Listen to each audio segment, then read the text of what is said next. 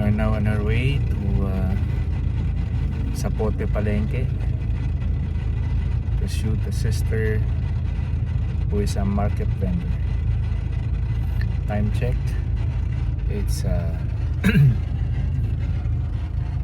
3:51 a.m. Mabuhay! Welcome to another episode of Life Talks. Today, we are walking in the footsteps of a resilient soul in the heart of Bacoor, Cavite, the lively Zapote Public Market. Known as one of the largest and most vibrant hubs in the area, Zapote is a sea of fresh produce, seafoods, meat, fruits and vegetables at competitive prices. But behind the mountain of goods, in the roar of the crowds, are the stories of the people who keep the city fed. Meet Susan. Susan is a devoted wife to Arman and a mother of three. For over 20 years, she has been a regular in this market.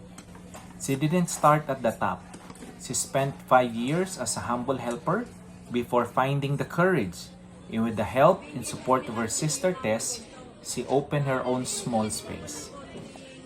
Through sheer grit, she has watched that small dream grow over time.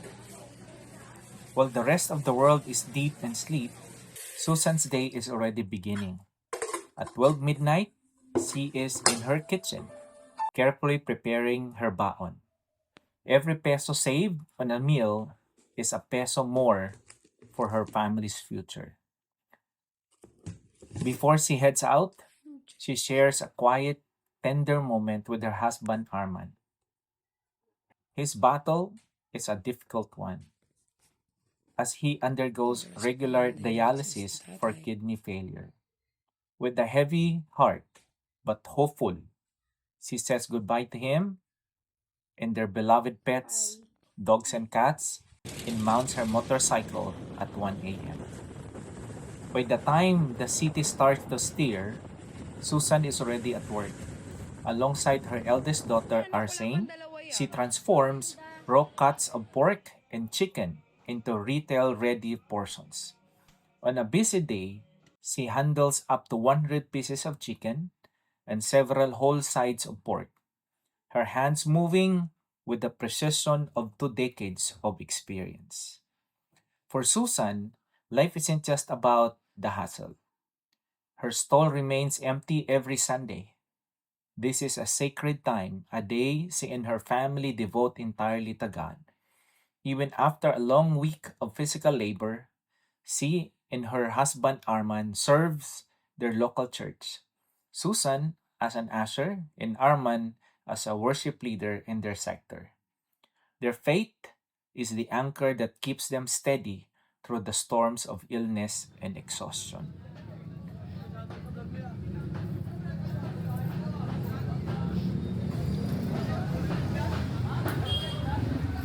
Making our way to her stall meant wading through a sea of produce, piles of vegetables, baskets of fruits, and narrow of vendors stretching in every direction. It took us quite some time to get there, as the public market is massive and bustling, full of narrow paths, constant movement, and the lively noise of daily trade. You are like in a maze.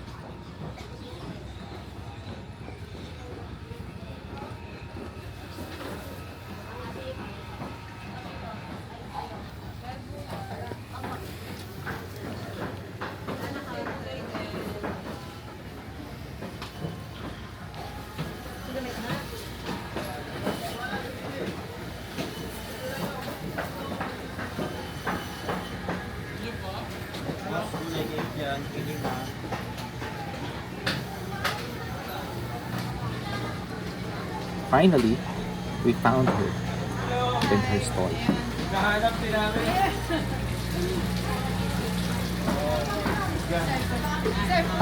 Hi, hello. Basta, aga nyo ah. Doon kami pupunta sa kabila eh. Sa kabila, alayo. Sabi ko wala na dito. Pero paskong dito na, no? Marami doon. Hanggang tulay yun. Ah, talaga? Kaya, mula loob hanggang tulay, labas. Ah. Diba?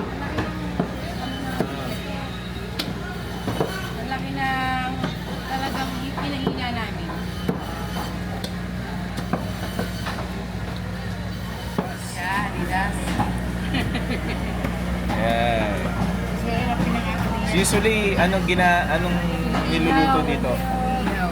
Inihaw? Adobo. Oh, okay. Pero gusto ko dyan, sinampalukan. Ah. This is what she does every single day. Carefully preparing the meat, Okay na. getting everything ready for display before the Rasputin. So usually, anong oras yung dating mo dito? 1 a.m. 1 a.m. Yeah, 1 a.m. Kasi Tapos, may mga order na gagawin. So yung mga karne mo, anong oras na dumadating? Mga 12, ganyan. Ah, 12 na Oo. nandito na. Tapos siya magtatastas. Siya magpipiyesa. Dadating yun dito buo. Tapos atasasin niya by parts. Oo, para may mga, sa gabi kasi may mga nakasend na order sa amin.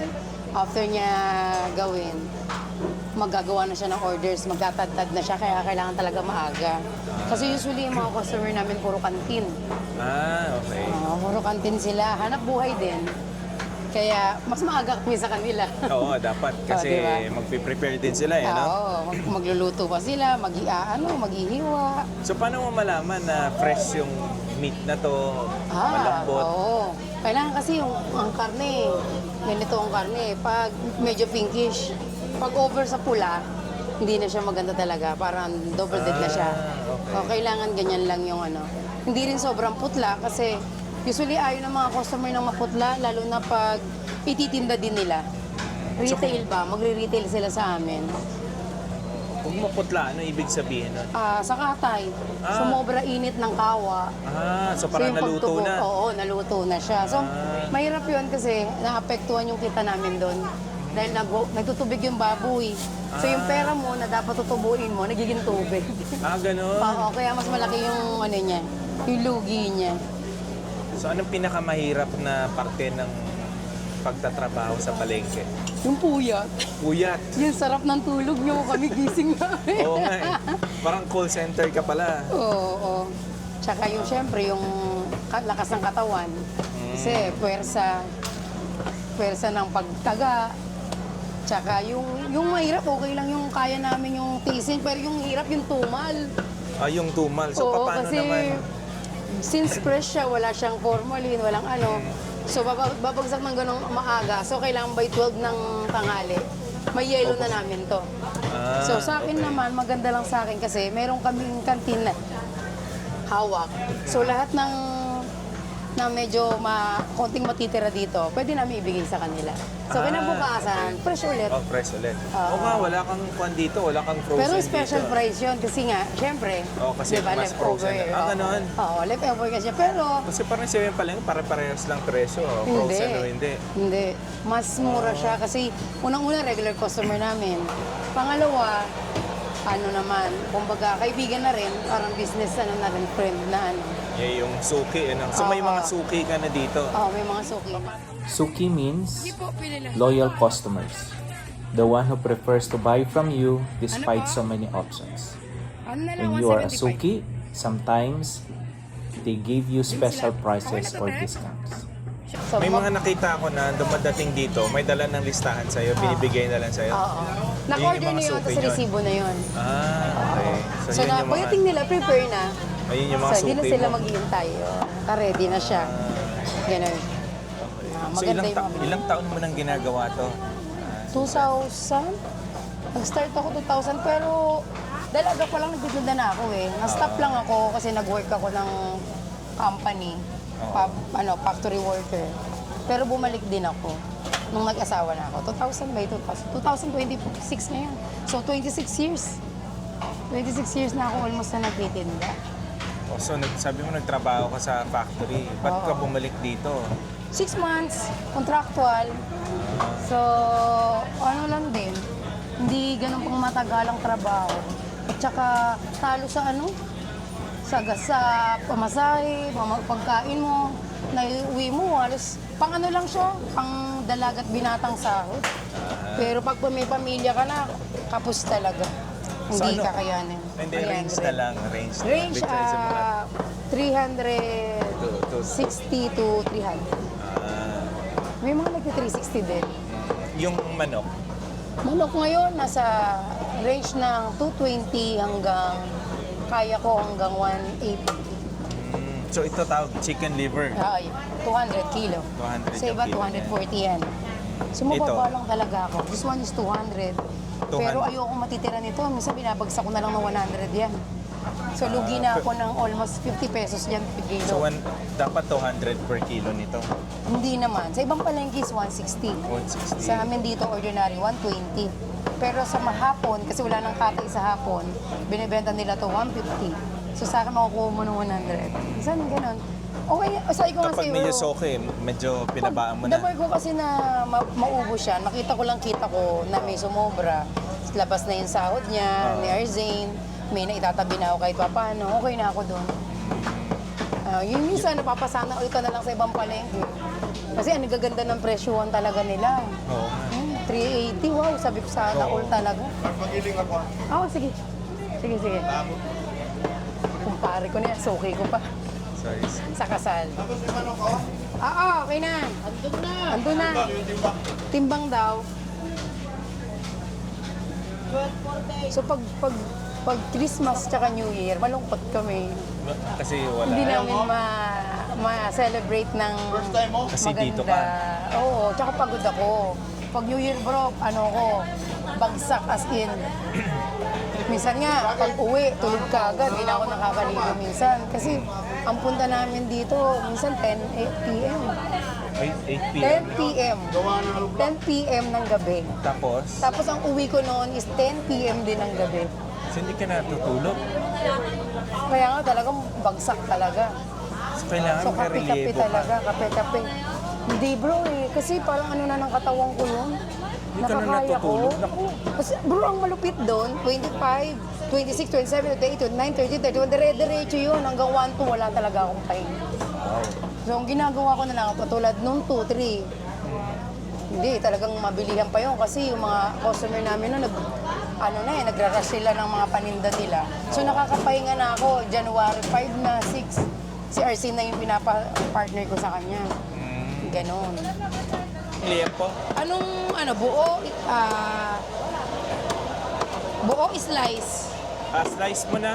Pang Pang liempo talaga. Pang ihaw. pang ihaw.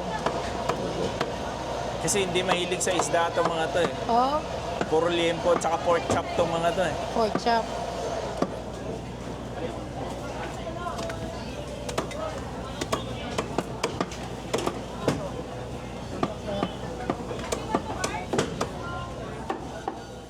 We personally bought 3 kilos of pork Permit ng baboy and na. 2 pieces of chicken.